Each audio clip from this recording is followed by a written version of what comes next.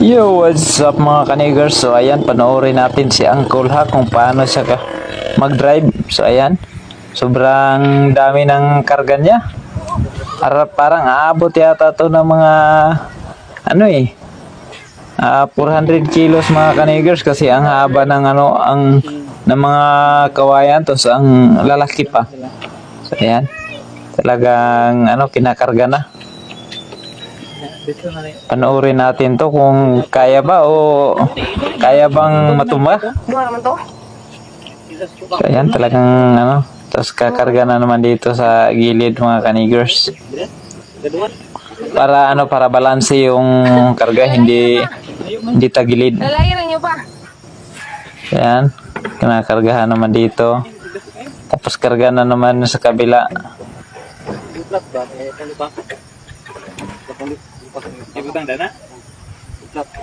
Bibigat niyan kasi ang lalaki oh.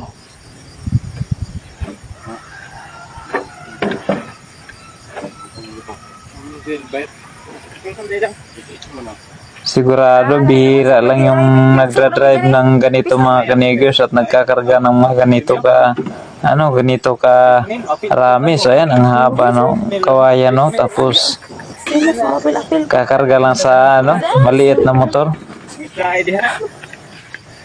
Pero kayang-kaya yan kasi King 150 to. 150 na motor. Ayan, kakarga na naman dito sa kabila para talagang balanse. Meron pa talagang ikakarga, talagang marami to. Yung makapag-relate nito mga kanigers is yung mga yung mga kagaya niyan. Mga lang rin, walang kaya mga kanigers. Ayan, ang dami no. Ay, tulo naman po rin na. Tulo. Ay, naamay doy. Ilang piraso yata yan eh. Ako, ang bibigat niya. Ang bibigat niyan, tapos ang haba pa. Tinatawanan lang ni Uncle mga kanigers. Ay, dinagdagan pa talaga. Talagang inubos yata yung naiwan eh. Yan, tinatalian ng mga kanigers kasi lalagyan talaga ng tali yan kasi pag hindi lalagyan talagang mahuhulog lahat yan.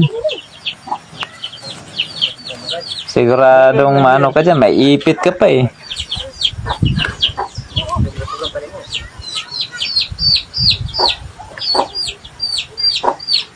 Daghan man gudo. Ayan.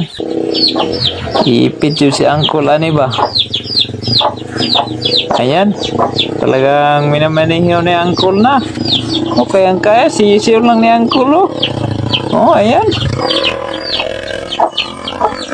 Talagang gamit yung lakas ng buong katawan, eh.